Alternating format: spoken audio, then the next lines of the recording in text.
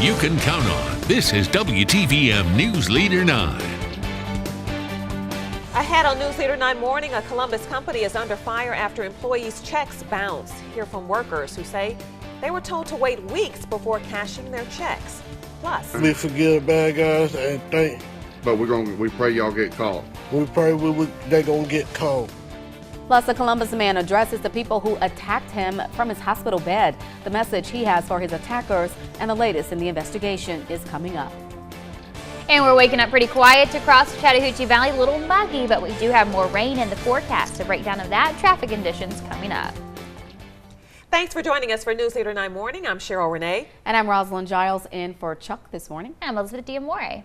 We've been talking about the Olympics. Yes. Elizabeth is excited over here, but I am too for the gymnastics. I am as well. Spectacular. And your daughter has just been gosh. all over it. She's starting gymnastics. Simone Biles. I mean, I just can't get enough of her. She's amazing. Yes. Amazing. You were telling us she's from Texas. She is. She is. From Texas. From Texas. Her floor routine is just impeccable to watch. It's just, I don't know how she gets up If you get a chance to Google her floor routine, just do so. Yeah. You will be amazed. They call something that she does the Biles, which is she's like twice her height in the air. She lays out a tumble that's named after her because no one amazing. can do it. Yeah. It's so cool. But they have something more today with the gymnastics. Yeah, they have the gymnastics thing today. Will be later tonight, so that'll be something good to watch. But we are talking more rain in our forecast over the next day. But things get a little drier after today, so that is good news. Going into the weekend, we're talking drier and a little warmer. 74 degrees as we wake up in Columbus, though, with some clouds around,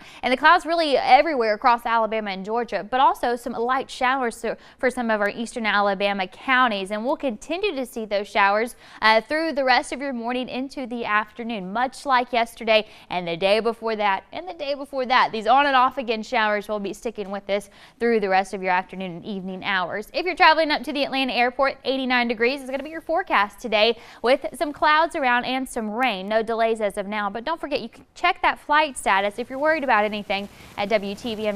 Just click on that weather tab. Your school bus forecast this morning, we are looking at temperatures in the mid-70s. Very muggy as you step outside. You'll definitely notice that air as soon as you hit the door this morning. And your drive time forecast this afternoon with some showers, I gave it a yellow. More on that, and look at your weekend coming up. All right, thanks, Elizabeth. 6:32 in a developing story. A Columbus man with autism is recovering after being shot, and we are hearing from him for the first time. Deon Carter was beaten and shot in the leg outside his home on Armour Road Tuesday night. Carter has seen a flurry of support along with a GoFundMe account of more than $4,000. Carter is at Midtown Medical Center recovering from a torn artery and left this message for people. I want to thank all the Columbus Police Department and all the bad guys, and we forgive the bad guys. We forgive bad guys and think, but we pray y'all get caught. We pray they're gonna get caught. Yes. And go to court. So far, no suspects have been named in the shooting. Anyone with information is asked to contact Columbus Police. You can find a link to Carter's GoFundMe page on our website, WTVM.com, under the local tab.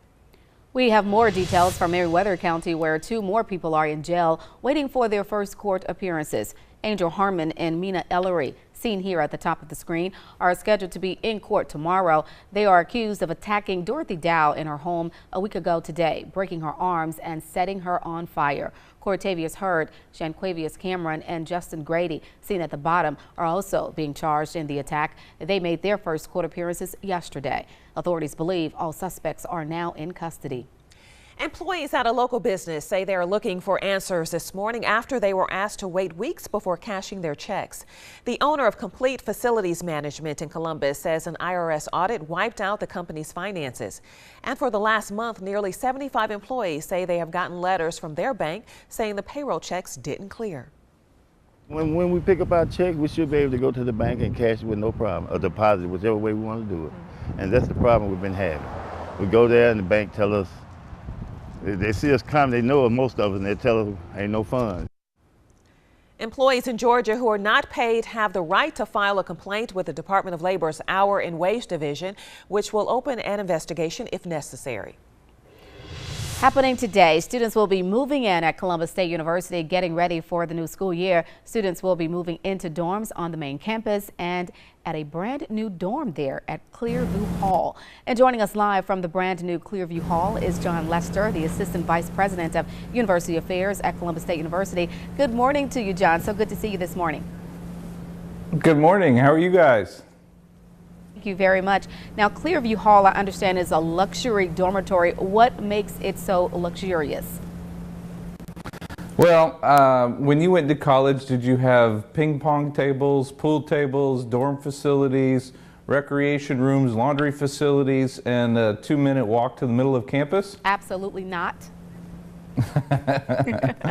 We also have Xbox here. There's some fun and funky furniture here. It's a $25 million complex that's built within steps from the middle of campus. We're very excited to be welcoming our new students into it. What a way to welcome them as well. Tell us about the move-in process today. How will it work?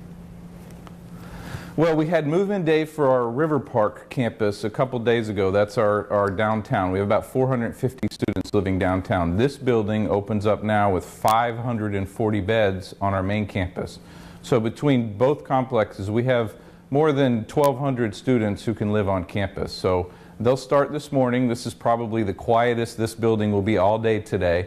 They'll come in, drop off their stuff. We have volunteers from faculty, staff, and other students all over campus who are going to be meeting them here to help them move into their new rooms. It's a really fun day, and it's a good way for us as faculty and staff to welcome back the students.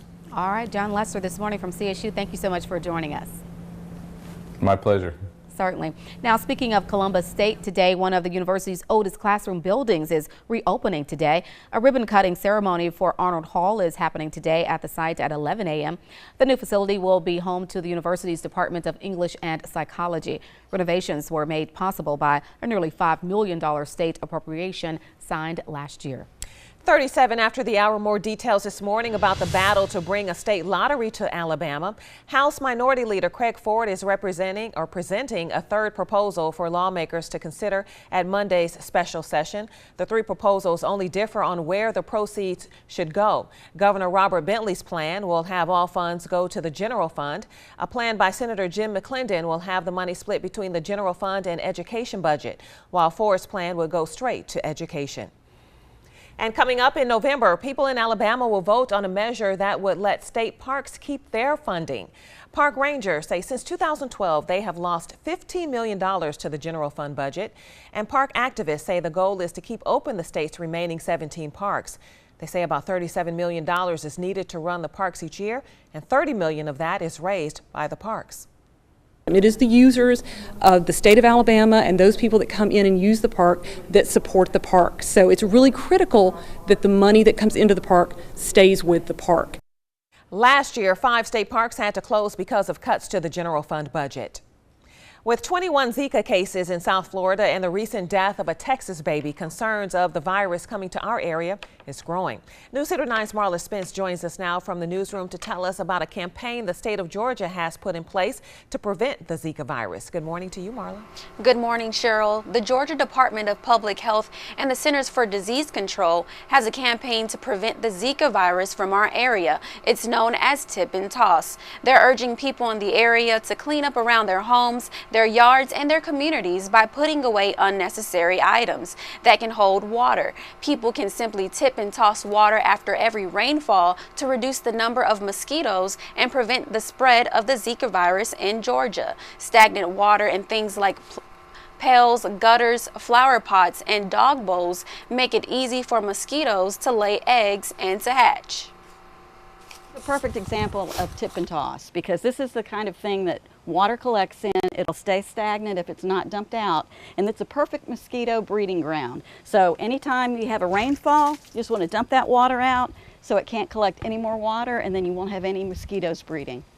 Now, for big containers like bird baths and garden pools that can't be tipped and tossed, it's recommended to use larvicides. Larvicides is an insecticide that targets against larval stage of an insect. If used properly, larvicides will not harm any birds or pets that you may have. Back to you. All right, thanks, Marla.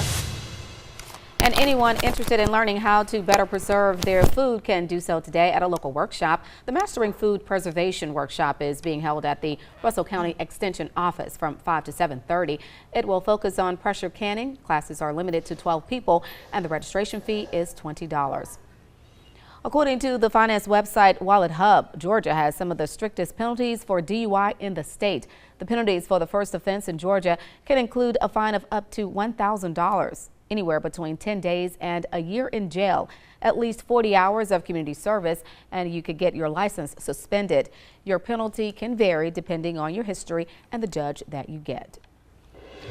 20 before the hour, more Delta flights could be canceled today, but we have new details about what caused the global system failure. The airline CEO spoke for the first time yesterday since a power outage at the headquarters in Atlanta grounded thousands of flights beginning Monday. Ed Bastian says a small fire caused the global system failure early that morning. He also confronted critics who complained about poor communication to customers. Communications front, they're right. We had no ability to communicate with them. Our systems were down. We had hours where we couldn't communicate with ourselves, much less communicate with our customers. So far, nearly 2,000 flights have been canceled since Monday because of the outage. Let's hope they get it back up and running quickly. Exactly. Yeah. And at 6:41 now, we're going to check in with Elizabeth to get you all ready to go out the door this morning. Elizabeth? Thanks, guys, and a very happy Thursday to you. Wanted to take you over to Auburn, Opelika as we are getting out, starting off a new day. Traffic-wise, no major issues. We do have a vehicle stopped on the shoulder there on 185 southbound. That's near Opelika, and that's going towards Ridge Road there. 185 again southbound. Just something to keep in mind. Get over in the other lane if you need to. Looking a little closer back into Columbus, 185, 80, 280, moving pretty smoothly. No major issues again just yet. But a reminder, as folks and our kids going back to school this week, more people are out on the roadway, so make sure you leave with enough time to get to where you're going just safely. As we break down the day ahead, we do have those temperatures warming into the upper 80s this afternoon. The clouds and the rain keeping things not too hot again, but we're going to keep the rain around for today. After today, things get a little drier. We'll take a look at your weekend forecast coming up. All right, thank you very much, Elizabeth. And up next, we're running off the names of those celebrating a birthday today. Plus, the war of words is heating up on the campaign trail. This as both candidates attempt to recover from controversy. The latest on campaign 2016 is coming up. And good news for NFL fans. Football returns on Newsletter 9 tonight. Yes, indeed. WTVM will air a preseason game with the Jacksonville Jaguars against the New York Jets tonight. Coverage of the game starts at 7:30 p.m. Eastern.